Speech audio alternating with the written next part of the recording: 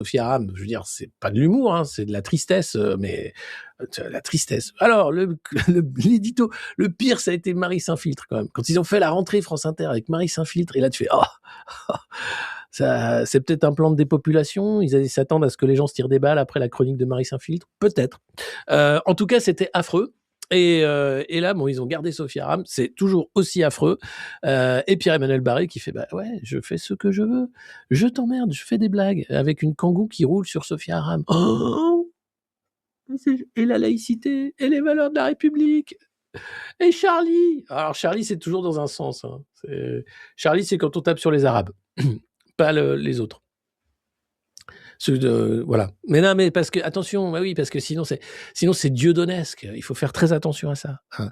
L'humour, on peut se moquer des Arabes, ça c'est de l'humour. Par contre, les discours de haine, tout ça, non, non. C'est clair. Voilà. Bon, au moins les choses sont dites. C'est mieux parce que sans ça, on pourrait se retrouver dans une sorte de non-dit. On a voilà.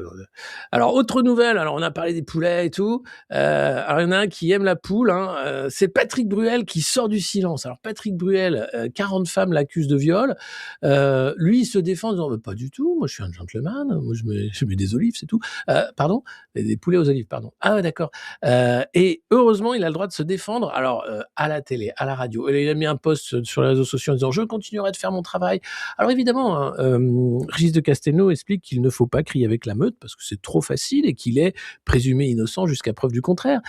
Bon, le problème c'est que quand il y a 40 victimes qui sortent du bois, et c'est pas facile puisque vous en prenez plein la gueule en France, hein, quand vous êtes survivante ou victime et que vous osez parler de votre agresseur, ah ben, c'est quand même lui qui a beaucoup plus la parole. Et donc, il est relayé là dans le journal de Bernard Arnault parce que figurez-vous que Patrick Bruel, c'est un très bon pote du fils Arnaud.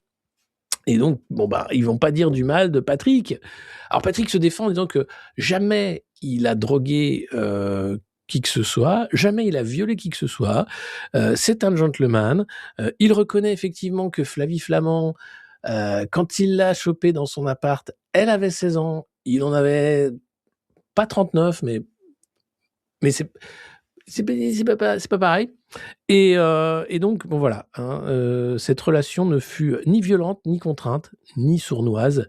Il n'y eut ni viol, ni drogue, nous dit Patrick, qui se défend. Alors, j'en ai rien à foutre. Laissons la justice faire son travail.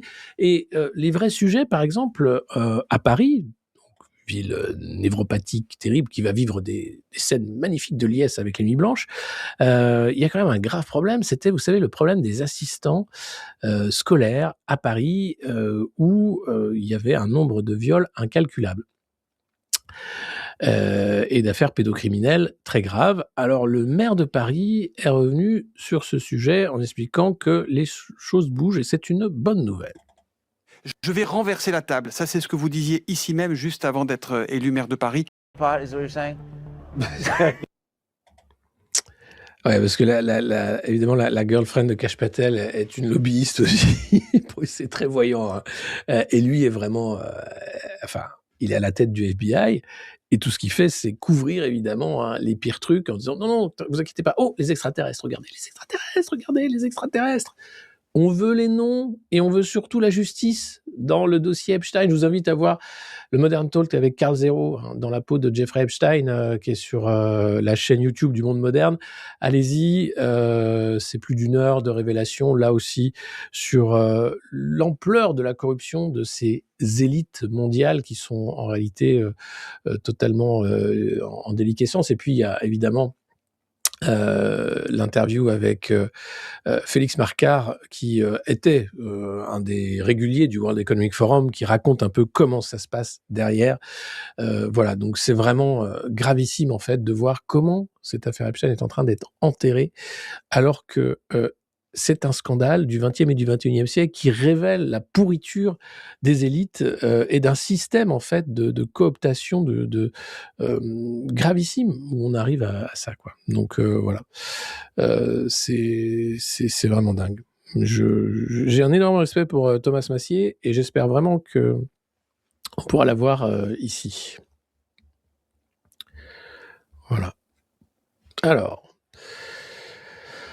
Qu'est-ce qu'on a d'autre dans la presse ce matin? Oh non! Aider les jeunes à dire non au narcotrafic. Dites non au narcotrafic. Alors pour ça évidemment, l'idée c'est à Chenôve, c'est à côté de Dijon, vers chez moi. Il y a toute une filière pour essayer de dire: «Bon, l'école de la République, c'est quand même bien, faut faire des efforts», on se rend compte en France, et il y a eu un rapport parlementaire, encore un rapport du Sénat, hein, sur, la vague blanche, hein, le fait que la cocaïne a pris le dessus. Le narcotrafic fait ce qu'il veut en France.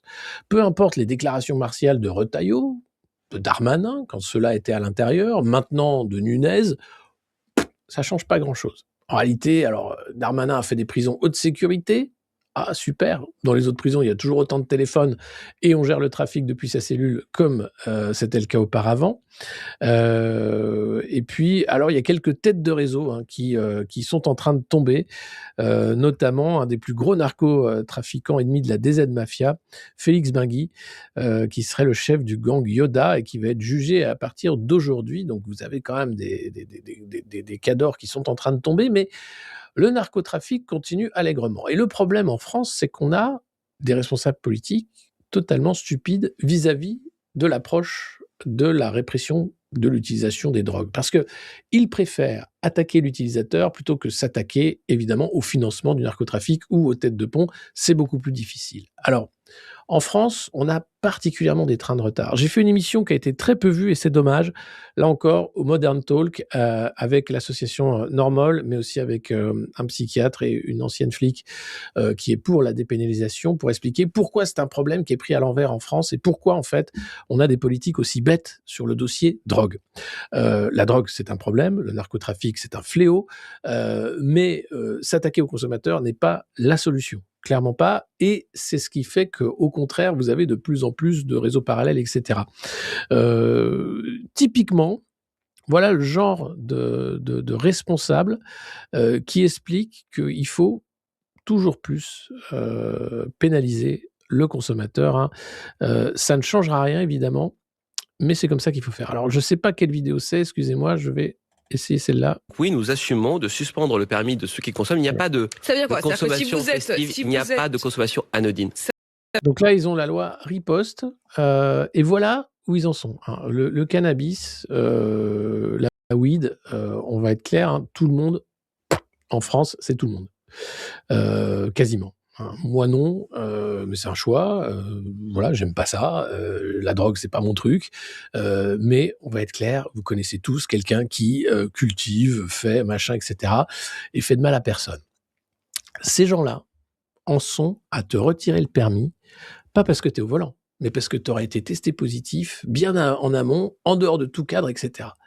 Ces lois-là sont des lois totalement stupides, qui vont encore flinguer la vie de gens qui pourront plus aller au travail, qui vont se retrouver à la rue. Enfin, c'est du délire. Je veux dire, écoutez-le, on fait pas plus con en matière de réflexion sur la lutte contre la drogue. ça veut dire que si vous êtes pris en flagrant délit de consommer du cannabis, on peut vous retirer votre permis de Un conduire. tribunal peut suspendre le permis de conduire jusqu'à 3 ans de suspension. Mais je dois dire que ce n'est pas la seule mesure à l'intérieur du projet de loi riposte que nous portons avec Laurent Nunez, le ministre de l'Intérieur.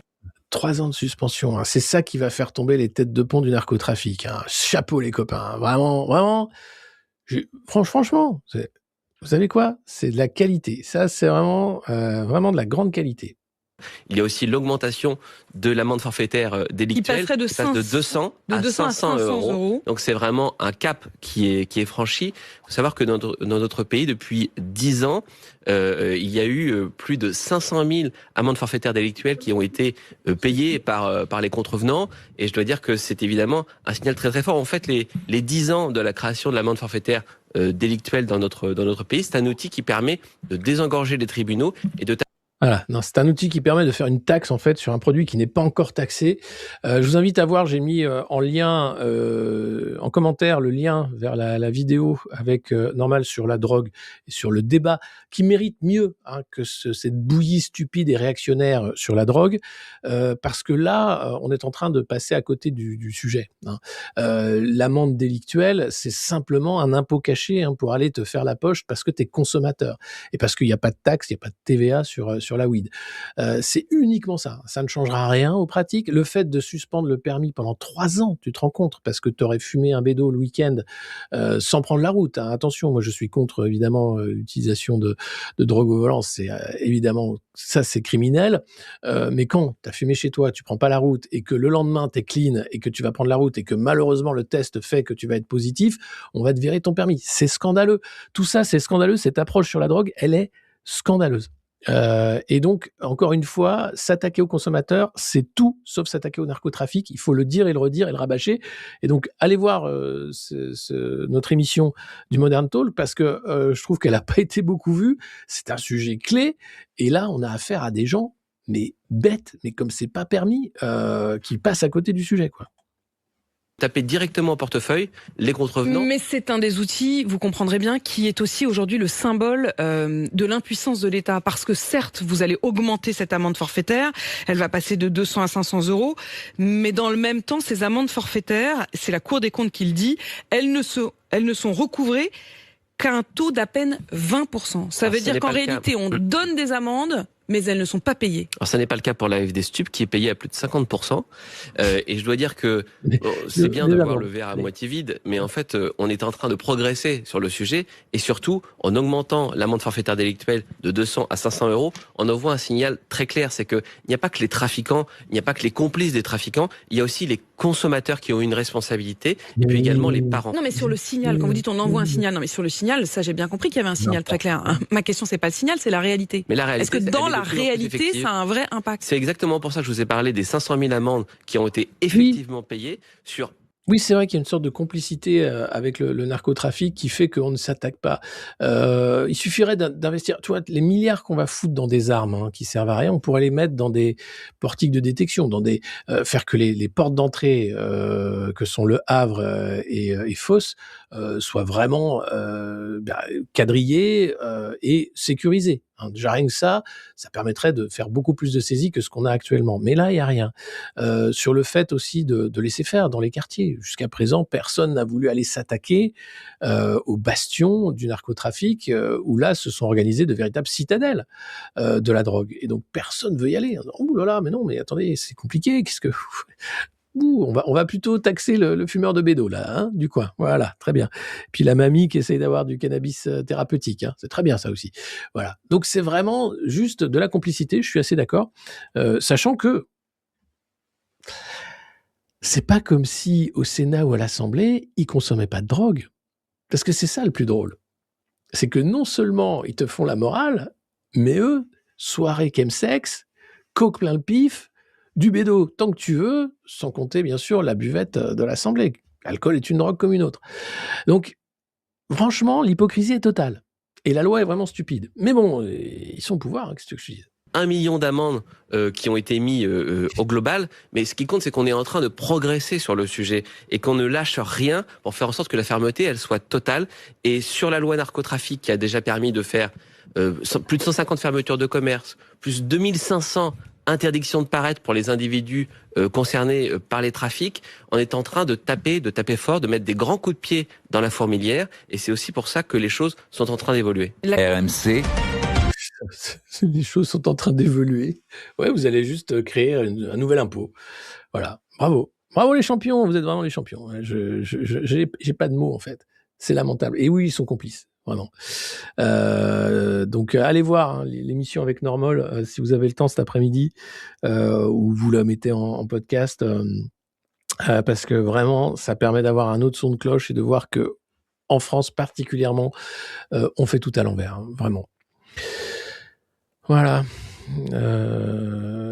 Qu'est-ce qu'on a d'autre ce matin ? On en a des conneries. Ah, lui, c'est sur le narcotrafic aussi, je crois. Comment on a pu engendrer ça ? Est-ce qu'on est passé à côté de quelque chose ? Est-ce que l'État est impuissant ? On a engendré une génération de sicarios à la française, vous vous rendez compte ? C'est-à-dire des gens qui répondent. Et ça, c'est la mexicanisation. Ça, évidemment. Maintenant, 14 ans, une Kalachnikov, tu fais ton beurre. Oui, pour un billet qu'ils sont exclusivement concernés par le billet qu'ils vont gagner. Donc oui, quelque part. Et qui n'ont que ça comme but. Est-ce que c'est l'État ? Est-ce que c'est en tout cas l'école ? Ils ont faussé le pas à l'école. Ces garçons, ils sont partis dans la nature. Donc l'école républicaine, on va dire, a raté dans la reproduction de son modèle et s'est imposé en face un modèle qui est beaucoup plus puissant, qui est celui, on va dire, de l'organisation criminelle, du gang latino-américain. Qui prend le pas sur la République. Qui prend le pas sur la République dans leur esprit et qui effectivement à très courte vue devient leur modèle de vie avec soi-disant la possibilité de s'enrichir terriblement. Regardez Félix Benguy, dit le chat là, dont le procès démarre aujourd'hui à Marseille, qui était le patron d'un des clans, on va dire d'une des organisations criminelles à Marseille. Lui, il était déjà là-dedans, c'est-à-dire que je me souviens très bien de c'est un petit cambrioleur au départ, ce Félix Benguy qui va devenir patron du clan Yoda à Marseille. C'est un petit cambrioleur qui monte doucement et qui, à la faveur de la pandémie, s'aperçoit que dans le point de deal qu'il possède à Marseille, qui est dans le quartier de la Paternelle, qui est assez facile d'accès, il se fait un argent monstrueux pendant la pandémie, parce qu'en fait c'est accessible à pied par tout le monde, qu'il y a pas de...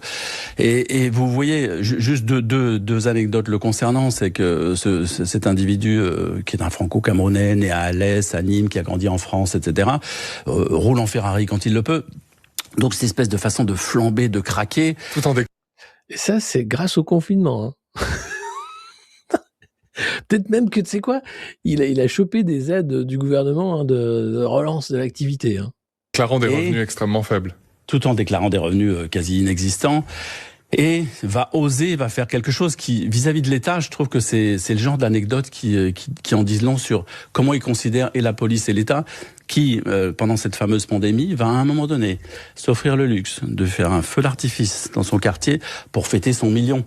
Pour fêter ses rentrées financières, vous voyez, comme un patron d'entreprise qui ferait c'est un chef de mafia, c'est le chef du clan Yoda, enfin le chef présumé du clan Yoda. C'est le chef présumé du clan Yoda, il dirige simplement 2 points de deal dans le quartier de la Paternelle, mais pendant cette fameuse pandémie... Forcément, 2 points de deal, tu fais le million, évidemment. Hein. Donc il y a beaucoup de choses à revoir, hein. Voilà, mais c'est quand même un truc incroyable. Le LSD a arrêté la guerre. Oui, alors ça c'est excellent parce que vous me parlez des drogues, notamment sur ces drogues qui changent la perception, hein, acide, LSD, tous ces drogues des années 60 qui ont été utilisées à des fins de recherche médicale, où les mecs se sont rendus compte que l'utilisation de ces drogues, de ces substances-là, en particulier, hein, créait une sorte de résilience chez l'individu et une sorte de désobéissance latente. C'est-à-dire que à partir du moment où tu avais un peu ouvert la perception, tu comprenais qu'on te prenait pour un con, notamment sur la guerre, l'état du monde. Et donc, tu avais une connexion quand même à autre chose que les mensonges des gouvernements qui sont là pour vendre des armes et tuer des humains. Et donc, ils ont très vite criminalisé ces drogues, ils ont arrêté les recherches, enfin tout ça a été mis sous le manteau. Mais tu regardes la créativité des années 60-70, elle est liée en partie à l'utilisation de ces substances psychédéliques, hein, qui ont permis l'ouverture complètement du cerveau et de la pensée et d'aller au-delà de ce que était jusqu'à présent la soupe. Hein. Et donc, ça a été des drogues anti-système bien plus graves que ne l'est aujourd'hui la weed ou pire encore la cocaïne, qui est une drogue totalement la drogue du système. C'est la drogue capitaliste par excellence, la cocaïne. Hein. Donc c'est important de voir ça. Et d'ailleurs, la CIA a avoué là récemment, vous vous rappelez de l'histoire de Pont-Saint-Esprit, ce petit village en France où il y a eu la danse de l'ergot, où la danse de l'ergot c'était parfois le pain avec l'ergot fermentait et ça créait un peu ce que fait le LSD, donc les gens devenaient fous. Et il y a eu ça à Pont-Saint-Esprit en France. Et apparemment, alors c'est des podcasts américains, je parle encore avec des guillemets, mais dans ces podcasts, il y a un responsable qui travaille sur l'enseignement qui explique que la CIA est en train de déclassifier et de dire oui, c'était effectivement une expérience là du LSD. Parce qu'ils l'ont fait sur des populations civiles pour voir comment ça se passait. Tout comme ils ont fait, d'ailleurs, ils ont inoculé des maladies là aussi. Enfin, faut voir la façon. Ce que je dis sur les années 70, c'est totalement faux. Alors non, je vous retrouverai les sources. Sur le LSD, notamment, c'est pas du tout faux. Ça a été une drogue anti-système.